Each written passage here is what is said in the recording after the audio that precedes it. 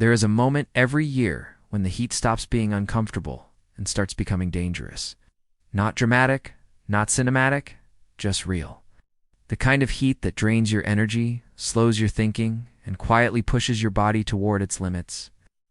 And when that moment comes, most people reach for the same solution without thinking twice. Turn on the air conditioning and wait for relief. But here's the uncomfortable truth. Modern cooling didn't solve the problem of heat. It outsourced it. It made survival dependent on electricity, infrastructure, and systems that can fail when you need them most. Power outages, rising costs, failing grids. History shows us that these are not rare events. They are patterns. Long before Willis Carrier introduced mechanical cooling in 1902, entire civilizations thrived in climates far harsher than most of us experience today. They didn't just endure the heat, they engineered around it. They built systems that worked with physics, not against it. Systems that required no power, no maintenance contracts, and no monthly bills. And buried in that history is one of the simplest, most effective cooling strategies ever used. So simple that most people overlook it today. Yet it has protected homes, preserved food, and saved lives for thousands of years. This is not theory. This is survival knowledge. By the end of this, you'll understand exactly how to use it. To understand how powerful this method is, you have to step into a time when failure meant death, not discomfort. In regions like North Africa, the Middle East, and the Mediterranean, summer temperatures regularly pushed beyond what the human body can safely tolerate for long periods. Ancient builders didn't have the luxury of trial and error. Their solutions had to work. The foundation of their strategy was limestone, an abundant material formed from compressed marine life over millions of years. When processed correctly, it becomes lime, a substance that can be turned into a bright white coating with remarkable properties. The builders of the pyramids in Egypt didn't leave those structures as rough stone. They encased them in polished white limestone. Under the sun, those surfaces reflected an enormous amount of solar radiation, dramatically reducing heat absorption inside the structure.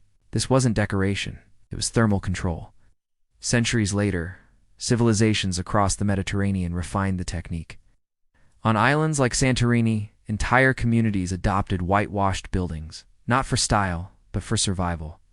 Dark surfaces absorb heat and radiate it inward. White surfaces do the opposite.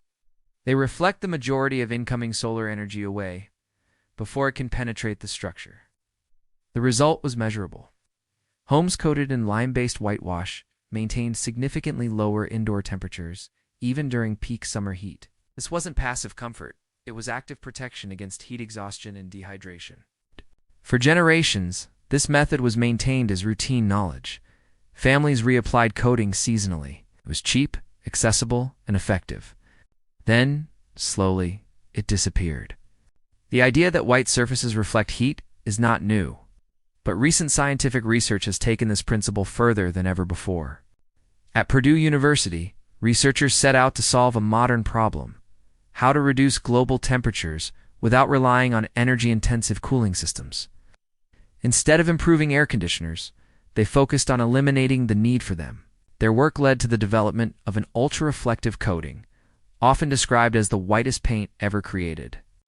Unlike conventional paints, which reflect most but not all sunlight, this material reflects over 98% of incoming solar radiation, but reflection is only part of the story. There is a phenomenon known as passive radiative cooling. The Earth's atmosphere allows certain wavelengths of heat to escape directly into space. When a surface is engineered correctly, it doesn't just block heat, it actively releases it. That means a properly designed surface can become cooler than the surrounding air, even under direct sunlight.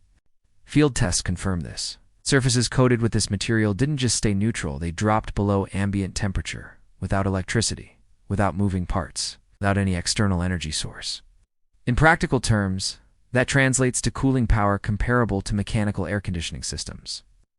What makes this discovery so important is not that it's new, but that it validates something ancient civilizations were already doing, even without understanding the physics behind it.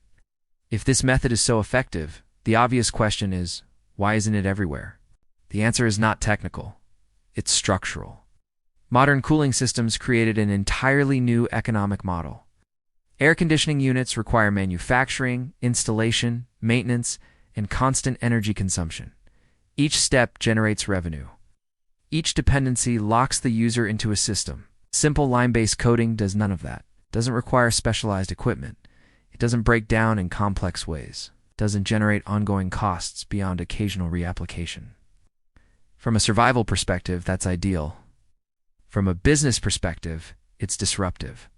Over time, building standards, aesthetic preferences, and industry practices shifted toward materials that prioritize durability and uniformity, but often at the expense of thermal efficiency. Dark roofing materials became common, despite their tendency to absorb and retain heat.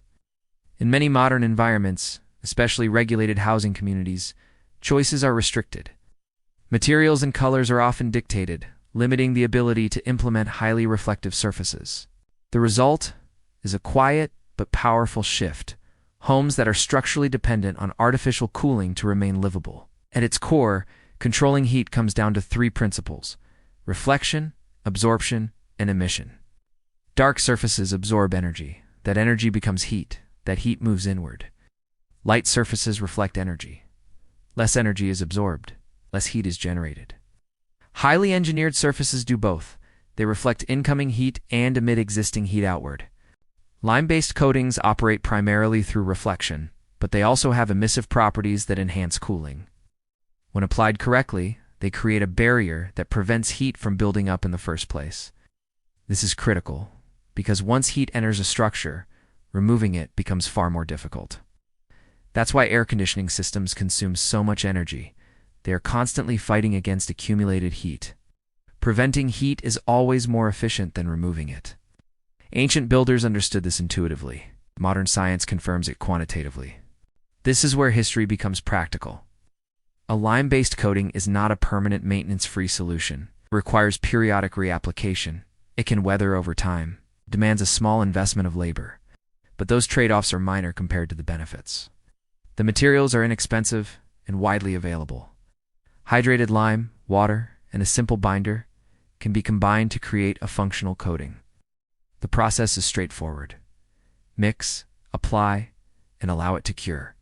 As it dries, the coating reacts with carbon dioxide in the air, gradually turning back into a form of limestone.